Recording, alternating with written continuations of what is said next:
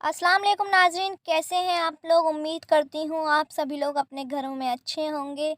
और आपने अर्तुगरुल गाज़ी के एपिसोड नंबर 83 में देखा होगा कि वेसेलस और निकोलस साथ में बैठे हैं और बातें कर रहे हैं।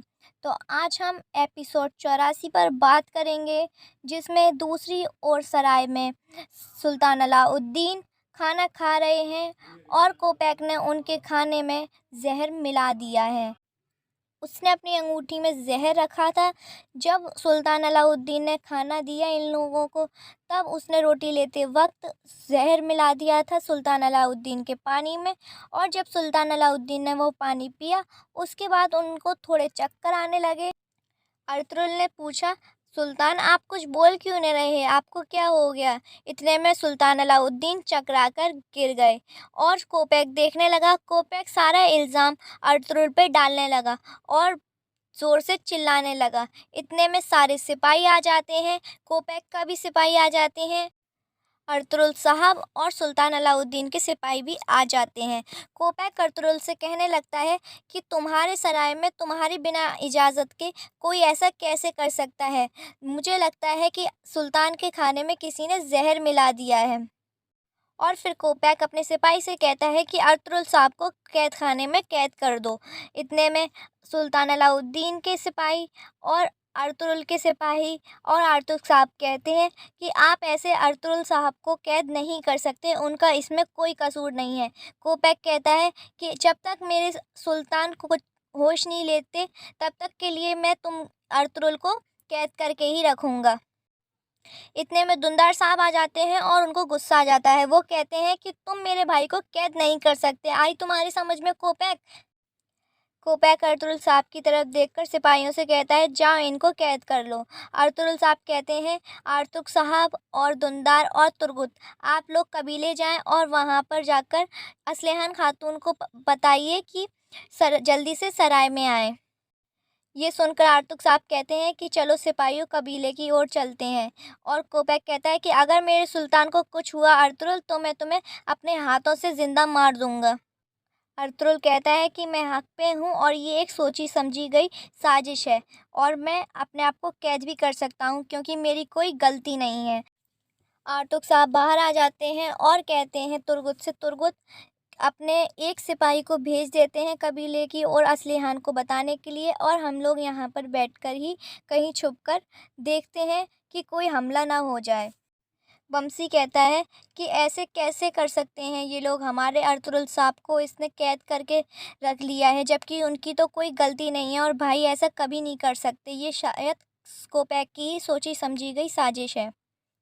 और वहाँ दूसरी जगह अर्तुगरुल साहब को कैद कर दिया जाता है और सुल्तान को एक कमरे में ले जाया जाता है, जहाँ पर तबीब होते हैं और वो उनका इलाज कर रहे होते हैं। इतनी देर में ही इब्नुल अरबी साहब सराय के बाहर दिखते हैं और ये सभी लोग खुश हो जाते हैं और पूरी बात इब्नुल अरबी साहब को बताते हैं।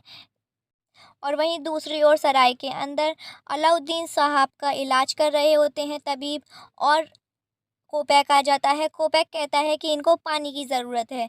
वो पानी लेने जाता है और उसमें अपनी ज़हर भरी अंगूठी में से ज़हर निकाल के डाल देता है। और वो फिर कहता है तबीब से, लाओ मैं ही पिला दूँ, तुम मत पिलाओ। और जब वो उनके पास ले जाता है, तो वो किसी वजह से जो पानी होता है वो गिर जाता है और ज़हर भी गिर जाता है। और बाहर अर्तुग साहब इब्नुल अरबी साहब को तफ़सील से पूरी बात बताते हैं। वो कहते हैं, मैं अंदर जाके देखता हूँ कि आखिर मसला क्या है। तो सभी सिपाही सराय के दरवाज़े पर जाते हैं और इब्नुल अरबी साहब वहाँ पर कहते हैं कि मुझे अंदर जाने दो। तो कोपैक का सिपाही कहता है कि सख्ती से कोपैक ने मना किया है आप किसी का भी अंदर जाने के लिए। तो सभी सिपाही गुस्से में आते हैं और कहते हैं, अगर तुमने हमें नहीं जाने दिया तो हम अपनी तलवारें निकाल लेंगे। और तुर्गुत, बमसी और दुंदार भाई सारे सिपाही अपनी अपनी तलवारें निकाल लेते हैं। इतने में ही सुल्तान अलाउद्दीन का जो एक सैनिक है वो आता है और वो कहता है कि ये इब्नुल अरबी सुल्तान मोहतरम के ख़ास आदमी हैं, इनको अंदर जाने दो। कोपैक का सिपाही कहता है कि नहीं, कोपैक ने साफ मना किया है किसी को भी अंदर आने से, उसने कि अगर कुछ भी हुआ तो उसके ज़िम्मेदार तुम होगे, और वो अंदर जाने देते हैं। फिर सुल्तान के पास इब्नुल अरबी साहब आते हैं। कोपैक कहता है कि मैंने तुमसे सख्ती से मना किया था किसी को अभी अंदर आने के लिए, तुमने इनको अंदर आने कैसे दिया? सुल्तान का खास आदमी सादुद्दीन कोपैक से कहता है, तुम्हें मालूम है ये इब्नुल अरबी हैं और ये सुल्तान के बहुत ही खास आदमी हैं और ये बहुत ही इल्म वाले इंसान हैं, इनको हर चीज़ का इल्म है, और इनसे अगर तुमने सुल्तान को नहीं दिखाया तो उसके ज़िम्मेदार तुम होगे।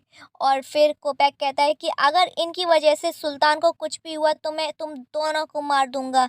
इब्नुल अरबी कहते हैं कि ज़िंदगी देने वाला तो अल्लाह है, लेकिन अगर तुमने मुझे इनकी मदद नहीं करने दी तो उसके ज़िम्मेदार तुम होगे। कोपैक कहता है, तुम भी तो अर्तुगरुल के आदमी हो, तुम भी तो जहर दे सकते हो। उसने कहा कि ना तो अर्तुगरुल ने ऐसा किया है और ना ही मैं करूँगा, और ये एक सोची समझी गई साजिश है। कोपैक का सिपाही कहता है, इब्नुल अरबी साहब को अंदर जाने दो और सुल्तान का इलाज करने दो। फिर इब्नुल अरबी साहब जाते हैं और वहाँ से जो दो तबीब होते हैं वो उठ जाते हैं, और इब्नुल अरबी साहब तबीब से कहते हैं कि आप मुझे एक प्याली में पानी दीजिए, मुझे इनके खून की जांच करनी है। फिर वो खून की जांच करते हैं, और कोपैक कहता है कि अगर सुल्तान को कुछ भी हुआ तो उसके ज़िम्मेदार तुम ही होगे, और तबीब से कहते हैं कि तुम इन पे कड़ी नज़र रखना। वहीं दूसरी ओर हलीमा सुल्तान और हाइमा खानम बैठी हुई होती हैं, और दुंदार भाई और तुर्गुत भाई ये सभी लोग आते हैं और हलीमा सुल्तान को बताते हैं कि सराय में एक बहुत बड़ी मुसीबत आ गई है, अभी मंसूर को ज़हर दे दिया गया है। ये सुनकर हलीमा सुल्तान को बहुत ही झटका लगता है, और वो कहती हैं कि मुझे आप लोगों को एक बात बतानी है, वो अबू मंसूर नहीं है, वो सुल्तान है। ये सुनकर सबके छक्के छूट जाते हैं और कहते हैं, ये क्या कह रही हो आप? और हाइमा खानम कहती हैं, हलीमा बेटी बिल्कुल सही कह रही है, वो सुल्तान अलाउद्दीन ही हैं। तभी तुर्गुत भाई कहते हैं कि सही कह रही हैं आप, तभी मैं सोच रहा था कि इतना एहतमाम अबू मंसूर के लिए नहीं कर सकते। और फिर ये लोग बहुत ही गमगीन होते हैं, हलीमा सुल्तान बहुत परेशान हो जाती हैं और तुर्गुत से कहते हैं फिर कि जाओ असलिहान को आगाह करो इस बात से। तुर्गुत कहता है कि हाँ, मैंने एक कासिद भेज दिया है असलिहान खातून को बताने के लिए, और फिर ये लोग सोचने लगते हैं कि आगे अब क्या करना है। वहीं इब्नुल अरबी साहब तबीब से कहते हैं कि इनको तो ज़हर दिया गया है और अब मैं जो जड़ी बूटियाँ और दवाइयाँ मांगूँ वो मुझे देना। कोपैक कहता है, तबीब इन पर नज़र रखना, ऐसा ना हो ये कुछ मिला दें। तो सुल्तान अलाउद्दीन का सिपाही कहता है, कोपैक तुम चुप रहो, इब्नुल अरबी साहब जो करेंगे वो इंशाअल्लाह ठीक ही करेंगे। वहीं दूसरी ओर हाइमा खानम और हलीमा सुल्तान बहुत ही परेशान होती हैं और कहती हैं, पता नहीं अब क्या होगा। हलीमा रो रही होती है तो हाइमा खानम कहती हैं, बेटी तुम परेशान मत हो, अर्तुगरुल के जितने नापसंद करने वाले हैं उससे ज़्यादा उसके चाहने वाले मौजूद हैं। तुम फिक्र मत करो बेटी, अर्तुगरुल सब संभाल लेगा। इतनी बात करते में ही असलिहान खातून आ जाती हैं और वो कहती हैं, वालिदा आपने मुझे इतनी जल्दी में क्यों बुलाया है, ऐसी क्या बात हो गई? वालिदा कहती हैं, हलीमा बेटी बताओ। हलीमा बताती कि अबू मंसूर कोई आम ताजिर नहीं, जबकि वो ही सुल्तान अलाउद्दीन है। ये सुनकर असलिहान चौंक जाती है और वो कहती है, हलीमा सुल्तान तो आपने मुझे पहले क्यों नहीं बताया? हलीमा कहती है कि मुझे ये अभी याद आया है, जब से मैंने बहुत कोशिश की याद करने की, लेकिन मुझे याद ही नहीं आ रहा था। तो असलिहान कहती है, आप क्या करेंगे? वो लोग आपस में बातें करने लगती हैं और दूसरी ओर एक कतरीना अपना श्रृंगार कर रही होती है, और उतने में वेसिलस आ जाता है।